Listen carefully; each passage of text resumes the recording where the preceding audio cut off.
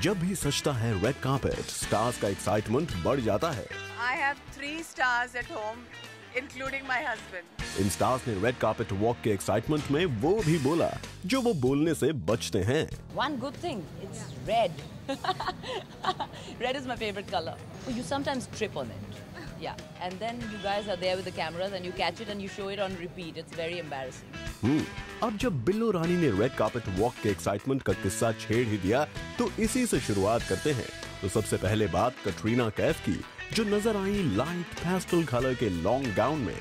वहीं सोनाक्षी सिन्हा ने इस इवेंट के लिए चुना an Indian outfit. Wearing Anita Dongre today. It's a lehenga and a nice long koti on top. Sonakshi के इस इंडियन आउटफिट को सबसे थम्स अप मिल ही जाता।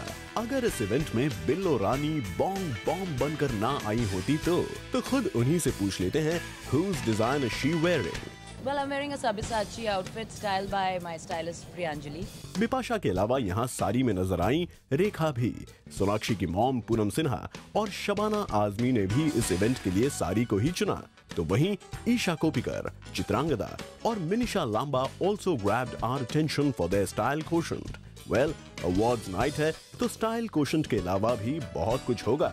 Performances, nominations and finally awards. तो देखते हैं इसे लेकर हमारे स्टार्स का excitement level.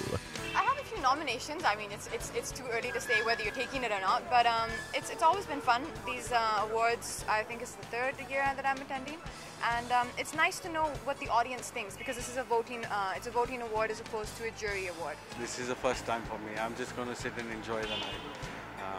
I have been blessed by success for the film Bodyguard, and anything else that comes beyond that is pure bonus, I would say.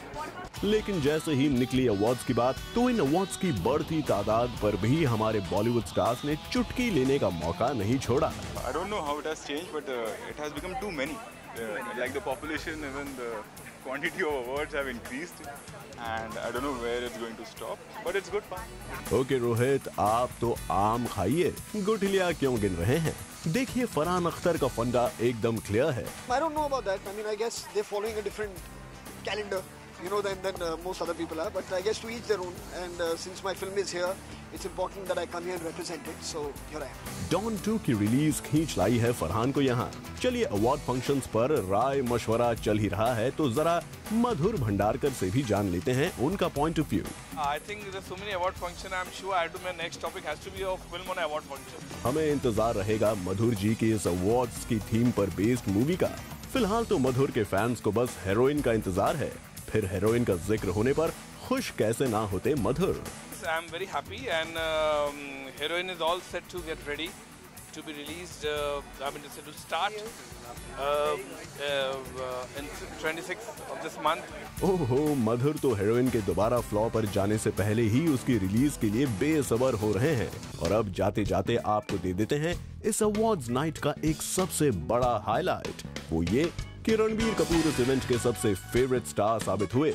Ranbir का नाम ही सबकी जुबान पर आया जब हमने पूछा कि कौन है उनके हिसाब से the next superstar. The man of the moment, Ranbir Kapoor, yeah. बहुत ही फ्रेश है मेरे मेमोरी में रणबीर। लेकिन इस अवार्ड्स नाइट में कुछ ऐसे भी मेहमान थे जिन्होंने रणबीर को द नेक्स्ट सुपरस्टार कहने से बचने में ही भलाई समझी। I think again that's not my position to be saying that. मैं कोई नहीं हूँ जो किसी को एडिशनली एक सुपरस्टार का नाम दे सकता। कटरीना और मिनिशा ने तो मना कर दिया, पर जितने लोगों ने रणबीर की तारीफ में कसीदे पढ़े हैं इस अवार्ड्स नाइट पर, उसे देखकर तो लगता है कि रणबीर को अपने करियर का टर्निंग पॉइंट जरूर मिल ही गया है। रोशनी दुबे, ज़ूम, मुंबई।